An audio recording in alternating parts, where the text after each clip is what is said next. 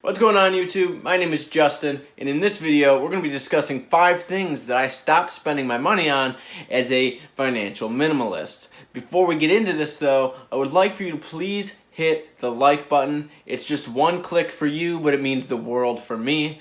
Also, please subscribe to my channel, and if you haven't already, hit the notification bell. Let's get into this. I wanted to preface that discussion by really kind of just going into what a financial minimalist is. It's pretty much just the practice of minimalism with your personal finances and not bringing unnecessary things into your life that don't really serve you a purpose of any kind, as a way of trying to keep your expenses as low as possible, and anything that you do splurge on serves you some sort of purpose in the form of happiness or joy, whatever word you want to use, or is just functionally useful, like buying a house, buying a lawnmower so you can cut your lawn, things that serve a purpose. Financial minimalism and minimalism as a whole started to become something that I introduced in my life when I was paying off my credit card debt. It was a way of trying to cut down all of my impulse purchases by really focusing on bringing things into my lives that solely served me a purpose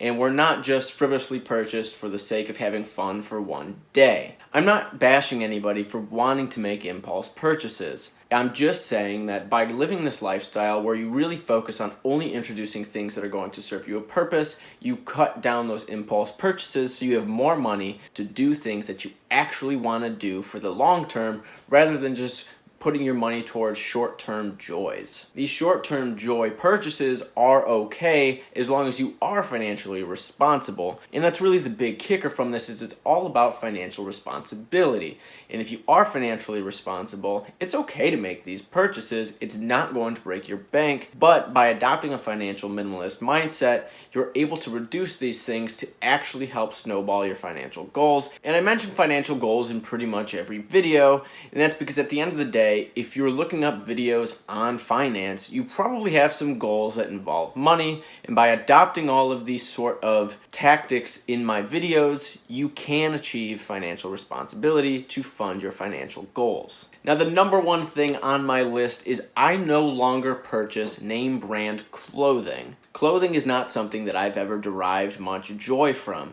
I pretty much purchase all of my clothing now from H&M and Target because it's brandless, it's comfortable, and I think it looks okay. I've never really cared about how I looked in terms of my clothing. I really only care about like how my hair looks. That's about it. With that being said, I do have name brand clothing, but actually the last article of clothing that I purchased that was name brand was purchased 2 years ago. I was at an outlet mall in Kenosha. I don't live in Wisconsin, but I was in Wisconsin for a vacation. There's an outlet mall in Kenosha, and there was a North Face store there at the outlet mall, and it was summer coming into fall, and I really wanted a new hoodie to go into fall and winter because I didn't really have many. So we went to the North Face store, and there was a hoodie for over 50% off. This hoodie was $20, and I bought it, and that's really the only name brand clothing I've purchased for the last 3-4 years, and that was just 2 years ago. I fully understand why somebody would want to buy name brand clothing, but for me, I don't derive any sort of joy from having name branded clothing because I'm not really into fashion. If you're into fashion and name brand clothing means something to you, then I completely understand why you'd buy it. But this is a list of the things that I cut out, and name brand clothing going forward, unless it's on a really good deal like that North Face hoodie, I'm not really going to buy it anymore. The second item on my list of things that I cut out or reduced as a financial minimalist is buying coffee or tea when I go out. All of the coffee or tea that I consume is made at home, and I take it with me when I go to work or something in a thermos. I can't justify anymore spending $1.59 on every cup of coffee every single morning when I work. That's exactly what I was spending per cup every day when I would go to work. Now, this is what kind of goes around the definition of what being a financial minimalist is it's about cutting things out that don't add value to your life. If you are financially responsible and you find a greater joy in buying your frappuccinos or whatever on your way to work, go for it. Again, this is my list of things that I cut out that didn't really mean anything to me, and I was just kind of buying them.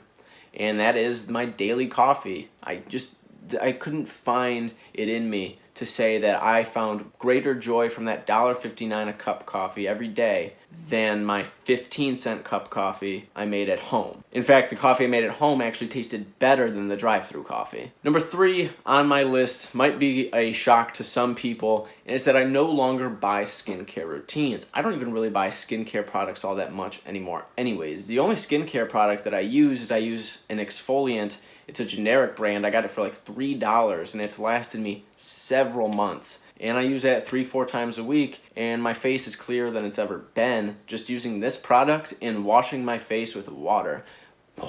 Water. Again, some people might derive value from using these products, but I found that I was actually better off not including these purchases in my life and just using, again, this $3 generic exfoliant and water. So I cut it out of my life. I wasn't finding any more utility, which is the economic term for happiness, in buying skincare routines. Number 4 on my list is decorations. I no longer buy any sort of decor for my bedroom or anything. I appreciate good decor. I think it looks nice, but I don't find any value from decorating my room. I used to have like posters and different things on my wall, but I don't have anything on my wall anymore because honestly, I just never felt joy from it anymore. It was just something that was on my wall collecting dust, and it never made me happy to see. Like, I never looked at my wall, saw my Naruto poster, saw my Detroit Lions towel, and went, wow, I'm so happy that's up there. No, instead I went, that's actually really dusty. And so I don't really care about decorations anymore.